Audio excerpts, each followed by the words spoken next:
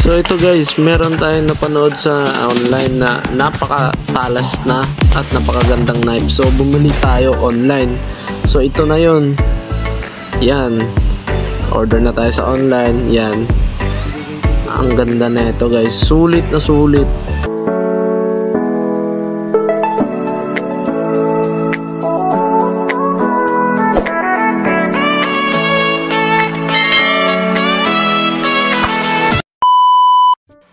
Hello, good day mga tropa. Good day guys. For today's video mag-unpack or mag-unbox tayo ng ating in-order through TikTok. Yung viral at saka sikat na kutsilyo. Since mahilig tayo magluto, kaya nagka-interest ako na bilhin ito. So ito na guys, binidyo ko na. Ito na yung details na ito. Ginawan ko na lang din ng ito ng video at sayang para may pang content tayo. So ito guys, meron pa nga siyang QR code. Kumbaga para malalaman natin kung legit talaga. 4248 pesos. Mura na ito guys. Kumbaga na ito, nung binili ko ito naka-sale siya, kaya mura siya. Nasa 200 plus lang. Ayan 248.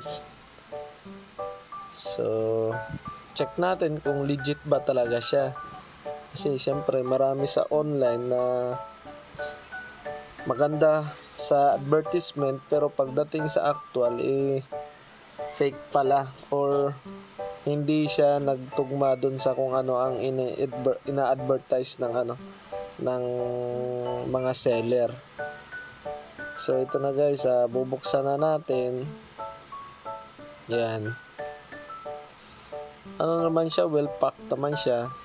Tapos yung delivery okay naman din, medyo ewan ko, hindi ko natanda kung ilang days, pero madali lang din, saglit lang din ang delivery. Siguro mga maximum of 5 days ata. Yun. So inantay ko lang dito. Yan. Diretso na siya box. Okay, so far naman okay naman yung yung pagka-pack niya. At naman din ito, hindi naman siya basta-basta nababasag, at kumbaga hindi siya fragile ba. Hindi naman siya nababasag kagaya ng ibang natin na order. Ito kutsilyo talaga siya. Tapos nung parang tinimbang-timbang ko, mabigat siya guys. Mabigat. So meaning doon mo palang tatansya kung legit ba siya talaga. Mabigat talaga siya So ito, binubuksan na natin. Dito binabasa natin kasi may instruction. Ayan, may function, may instruction, attention, do not chop, large. Kumbaga may instruction siya kung paano gagamitin guys, para mag long last yung item na ito, itong kutsilyo na ito. So yan, use according to the instruction. The knife life will be longer, cooking will be easier. Kumbaga ito ginawa daw talaga ito guys. Meron nakalagay dito made for Filipinos. Hindi ko makita dito kung saan ito banda.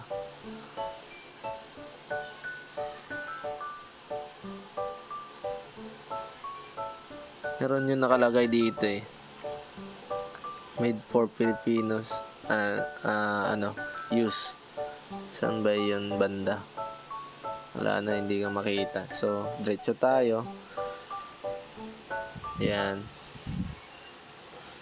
check natin, buksan na natin kung legit ba talaga ito. Yo, wow, meron pa siyang sakuban guys, lagayan. Meron siyang lagayan. Yan, legit guys. Makikita mo naman, 'di ba? Hindi masasayang yung pera mo guys. Ayan o. Pulidong pulido. Tapos makapal pa o. Yan. Diba? Sulit na sulit sa 200 pesos na pinangbili mo. Yan. Ang talas pa niyan guys. Yan.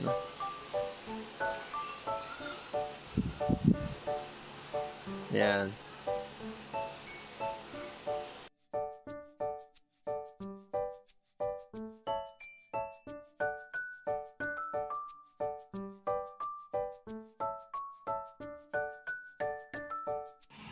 Ngayon naman, try natin ihiwa daw dito.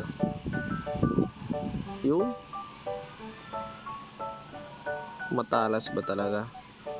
Ito matalas naman talaga siya. Yan o. Sa advertisement, yun naman din ang natin nakikita. Yun din naman ang dumating. Yan o, may lagayan pa siya guys o. Parang pouch niya. Yan, legit ang nabili natin guys. Kumbaga quality yung nabili natin.